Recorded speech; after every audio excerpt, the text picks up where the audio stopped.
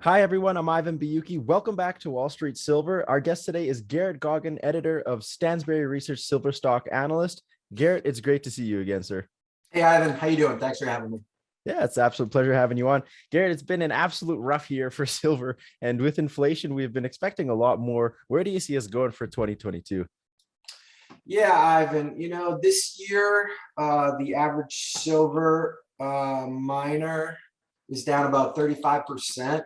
Inflation really took off earlier this year. We were looking for the silver price to increase, a good deal, and it hasn't. It hasn't cooperated, because the Fed announced they're going to stop their start of their taper, which they really haven't. If you look at the Fed's balance sheet, it keeps on increasing. But yields have popped up a little bit.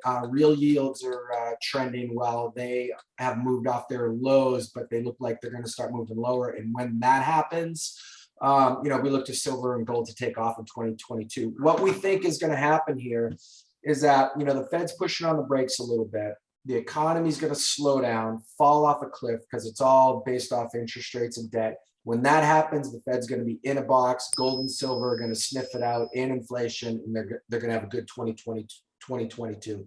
Yeah, I mean that's what a lot of us are expecting. I Mhm. mean, I agree with almost everything you just said, which is probably why it's not going to happen as we think. Right.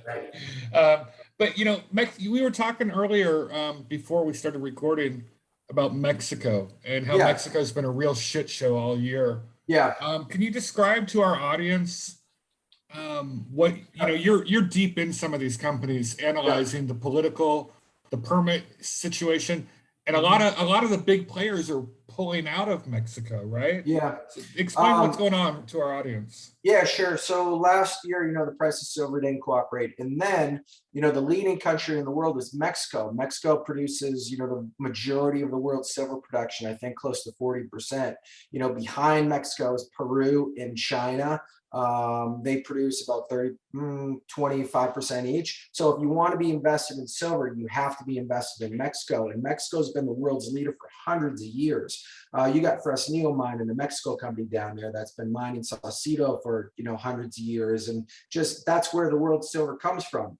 Now you get AMLO stepping in, a couple of years ago, the new president of Mexico, and he's a little populist, and he's stepping up for the people, and he's kind of going after the Canadian companies that are not tight with the community. If you're a miner in Mexico and you're tight with the community likes you, Mexico's no problem with you. But if there's contention between the locals and the miners, and you're a Canadian miner operating in Mexico, you're gonna have issues. Now, First Majestics has been in Mexico for decades, and that's how they started their business. They had 6 mines in Mexico. Now they have what, 2, 3 mines in Mexico. They got Santa Elena and their Primero mine, and so they operate there. But then they moved to Nevada, and I spoke to the CEO Keith. I'm like, how much of that was Mexico risk?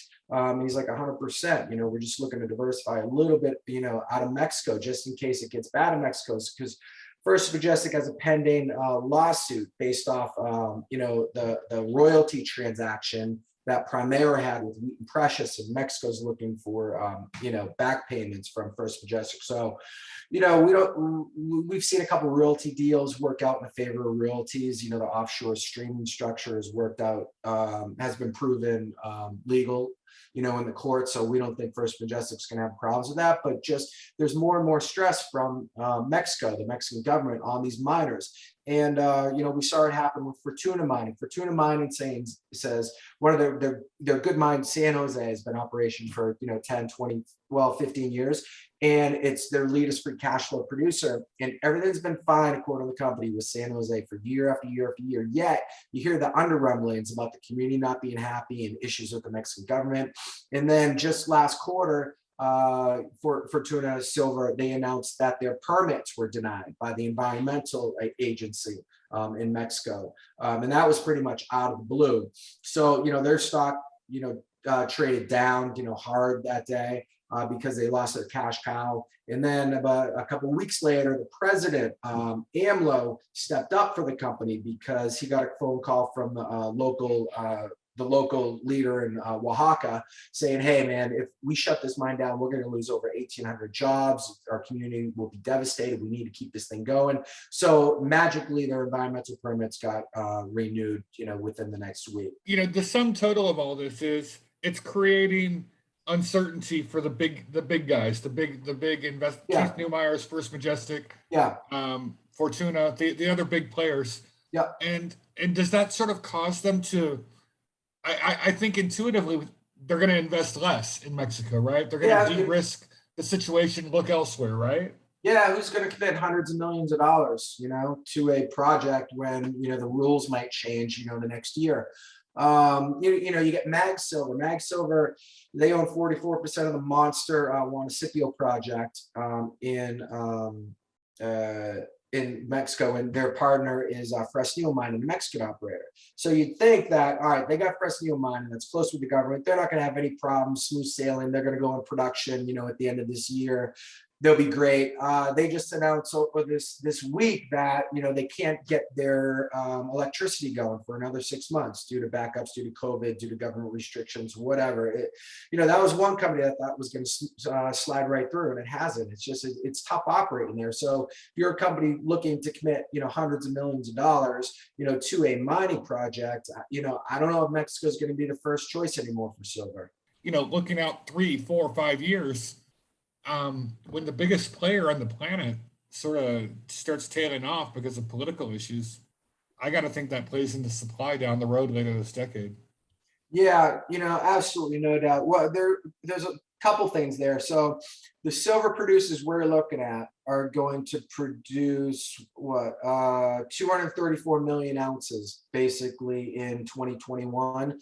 The majority of silver production comes from these large copper producers, right? Silver is just a small byproduct, but it really adds up because they're running at 50,000, 60,000 tons a day. So they've got byproduct silver. Byproduct silver is probably, I don't know, about 50% of the world's production, and then the other 50% comes from these miners that we're talking about that are solely focused on silver specific mines. There's been a lot of projects, and we just started again with Pan American Silver, Navidad. Navidad's in Argentina. And Navidad's been on the back burner for years. It hasn't been able to get approved because it's an open pit mine. It's in Chubut province. Something happened over the past month where they just approved open pit mining in Chubut to get this project moving forward. The next day, they reversed it because of the locals had an uprising and the president stepped in. But that's a huge project. But that's in Argentina, and Argentina's got its own cases too, and that's one of the reasons why Fortuna Mining hasn't done well, because they have Lindero in Argentina. Argentina's a shit show. Their currency loses money every day. It's like the currency in Turkey, and then the government has imposed capital controls. So in order to get profits out of Argentina, you're getting taxed at about a 50% rate after you do the conversion. It's absolutely insane. So like larger picture, Mexico, Argentina, Peru, they're all becoming tougher to mine in, and those are all the major places where we get silver. So, looking forward, it's going to be, the production's going to be decreasing because it's not as economic to mine silver out of the ground. So, if with Mexico, a lot of these political risk projects are out there, but there are some good ones that are taking off and that do have, as you said, good relations with the community. One of the ones that I watch is Reyna Silver. Yeah. Can you, I'm sure you're familiar with that one. Yeah. Reyna's a spinoff of MAG. When the silver price did really well last year and earlier this year, all these larger silver companies, they've got portfolios that of silver projects that they haven't been focused on. So in order to monetize them when silver was at a good price, they spun them out. And Reyna is one of them. And Reyna on the board of directors is Peter McGaw. Peter's a world-renowned geologist who discovered mag silver, the Juanicipio deposit at Mag, which is one of the world's largest CRD carbonate replacement deposits in the entire world. It has over 1 billion ounces of silver equivalent at about a 700 gram a ton average grade. It's a monster. It's going to be mined profitably at low cost for decades. And they're one of the other ones in their portfolio that they spun out to Reyna is GG. And GG is a potential carbonate replacement deposit, CRD deposit. Also, and it's early drilling right now. They had some decent results, and maybe over time they could prove it out to build it into a significant asset as well. And one of the things when they spin these out, some of these companies get spun out as dividends to shareholders, and then others get spun out so the companies retain all the shares. But we've had a couple monsters in the silver stock analyst portfolio, like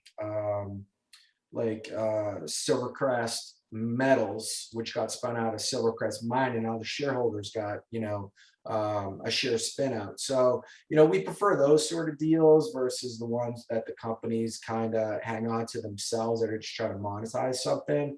But Reyna, they have a good deposit, they have a good management team.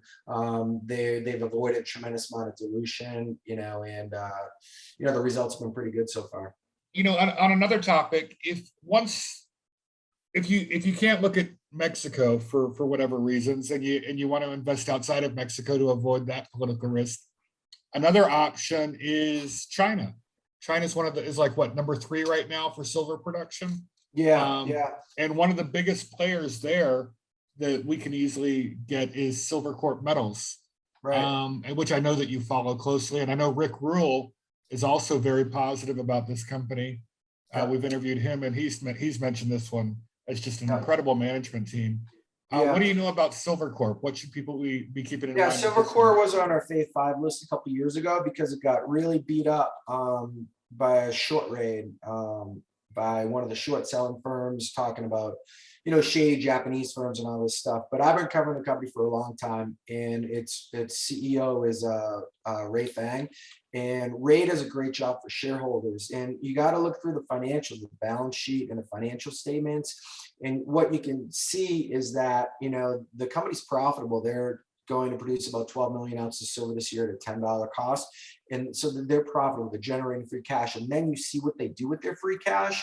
They are paying out dividends. They are buying back shares. They've done this consistently year after year after year. They're one of the only silver producers that has the same amount of shares outstanding as it does now versus 5 or 10 years ago. Now that is the big thing in the mining industry. It's really capital intensive, so a lot of these companies, they blow their share counts out. You need to look, it's easy to find a chart of the stock price, right? It's harder to find a chart of the shares outstanding. So you need to look at, and you need to avoid the companies that issue shares year after year after year. These are called lifestyle companies. These are managements looking to pay themselves $300,000 a year, and they sell shares to shareholders every year to cover this. And it's like having an 8-slice piece of pie, and your piece of pie gets keep cut further and further and further and further. It's straight dilution. Core mining, in the 90s was trading at $350 a share split adjusted. Now it's trading at $3. It's because of dilution. It's like a triple leverage reverse ETF suffering from beta decay. It just goes down every day. You need to follow the companies that generate accretive growth, and that is basically increased profits or free cash flow on a per share basis. Silvercorp is one of those companies that does that. I've looked at Silvercorp closely. It's crazy how cheap that stock is for producing what is 6 or 7 million ounces, and they're expanding it right now. They're growing their production dramatically. But they're people, it trades at a discount because of China, but Correct. They own all these assets in other countries too that are as you said, New Pacific Mining also they own a big chunk of, which is going to be huge. But one of the newer regions of the planet where they're finding a lot of silver is surprisingly Morocco. It's really sort of jumped up on the radar for a lot of people. And one of the companies I follow for there is Aya Gold and Silver. It's run by Benoit LaSalle out of Canada. He lives in Montreal. But this stock's been up over 100% in 2021. And I picked it up in February of this year. Yeah. What do you know about Aya? I know it pretty well. I've been covering her for a few years here. I've been following the drill results. The number one thing I look for in drill results is grade. And Aya's got it. It's over 1,000 grams a ton. They just came out with their resource statement. They bumped up their resources to about 100 million silver ounces. The thing, I wasn't totally comfortable. I've never heard of a silver operator in Morocco, but as the days go by, Aya keeps proving it out. And with one of the main reasons why I like Aya so much is, I like the CEO. I like Benoit. He was CEO at Semafo, and he did a good job at Semafo, the gold miner in West Africa, but he suffered from political risk. They had issues with the terrorists and stuff. And then he, joined Aya, and he's doing a good job because Aya is in production right now. And like I said, one of the major things you need to avoid is dilution, share sales with these smaller silver miners. Aya is in production. They're operating at about a $17 all-in sustaining cost. So they're making money quarter after quarter. So there's been no dilution other than some capital share sales in order to increase their mill to 2,000, 3,000 tons a day. So, they've got, it's like the best of both worlds. They've got their profitable production, and then they've got the bump to 3,000 tons a day. So it should, generate more free cash flow over time. The grade of their resource is absolutely off the charts, and so far so good. It looks like they're going to pull it off. Yeah, they're about 1.6 million ounces per year right now, and they've already got all the money and financing in place to grow to 6 or 7 million ounces per year in production. And they've got the resources to go way beyond that too. Oh yeah. They've got so many staked pieces of land, potential mines around there to explore for the next 50 years. It's just ridiculous. I mean, they're very confident. They've got a lot of potential here and a lot of runway. So, and just full disclosure, I own stock in this one, and so I'm sort of talking my book, but and I'm already up huge in 2021 on this one. So I'm a big fan of what they're doing. Any projections? I'm going to put you on the spot, and don't worry, I'll delete the video if you're wrong. What is your target price for silver 1 year from now, end of 2022? I don't know. Let's say 30-ish. It just, the Fed taps the brakes, the market crashes. They got to come back in with all the stimulus, trillions of dollars that they uncorked last year, and then silver and gold go through the roof, and we had that big run. We had the big run from 14 to 30. And then we came back to the mid 20s. If they uncork it again because the market starts flipping out from the taper. I mean, boom. I mean, maybe we go 23 to 40, and then it comes back to the low 30s to sort of consolidate again. That would be good. Yeah. But anyways, till next time, we'll talk to you again in 2 or 3 months, Garrett. We appreciate you joining us. Good. Thanks, Jim. Thanks, Ivan.